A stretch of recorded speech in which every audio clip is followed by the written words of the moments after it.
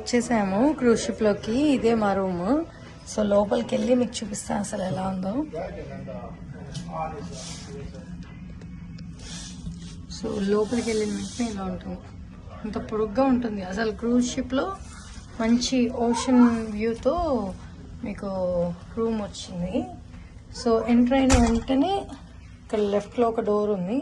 So ఇది bathroom మాట. So ఇక్కడ షవర్ కూడా ఇచ్చాడు. Good decent size bathroom. Amenities ఏమైనా ఇచ్చాడా? షాంపూ, బాడీ వాష్ ఇస్తాడు, టవల్స్ ఇస్తాడు. తర్వాత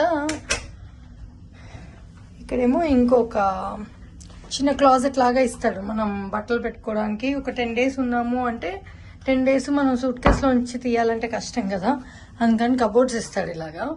ఆ కబోర్డ్స్ తర్వాత మనం రూమ్ వదిలేసి వెళ్తుంటే జస్ట్ ఇన్ కేస్ మనకి వచ్చి పక్క బట్టలు అవి మారుస్తారు ప్రతి 2 daysకి ఆర్ ఎవ్రీ డే మనకు కావాల్సినట్టు. సో ఇంపార్టెంట్ థింగ్స్ ఉంటాయి కదా, అందుకని ఇలా లాకర్ కూడా ఇస్తాడు అనమాట. లాకర్కి కోడ్ పెట్టుకొని లాక్ చేసుకొని వెళ్ళిపోవచ్చు. ఇది ఒక ఇలా 3 కబోర్డ్స్ వచ్చాయి మనకి. వచ్చి డ్రెస్సింగ్ టేబుల్ ఇచ్చాడు. ఇక్కడ ఏముంది, ఫ్రిడ్జ్ వచ్చింది. సో మనం పైనుంచి ఫుడ్ ఏదైనా తెచ్చుకొని, డ్రింక్స్ ఏదైనా తెచ్చుకొని కావాలంటే ఫ్రిడ్జ్లో పెట్టుకోవచ్చు.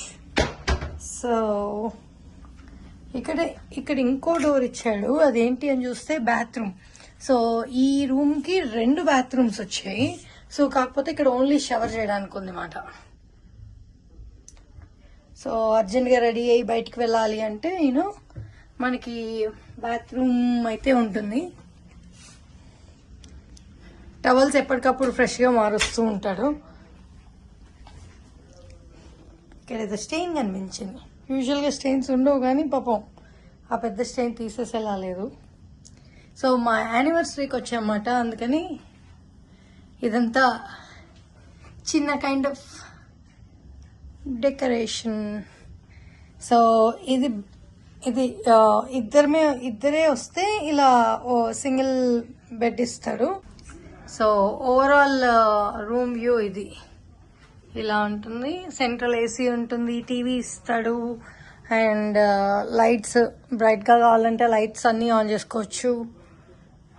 అసలు మనకి షిప్ మూవ్ అవుతున్నది అన్న ఫీల్ తెలీదు. ఎస్పెషల్లీ లోవర్ డెక్లో ఉంటే, అంటే లోవర్ లెవెల్లో ఉంటే మనకి మూవింగ్ అది తెలీదు. పైకి వెళ్ళే కొద్దీ, హైట్లో ఉన్న కొద్దీ మనకి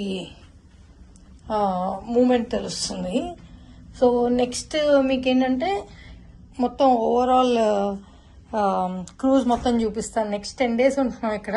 ఈ 10 days ఎలా ఉంటుంది ఏంటి అన్నది చూపిస్తాను. బాయ్.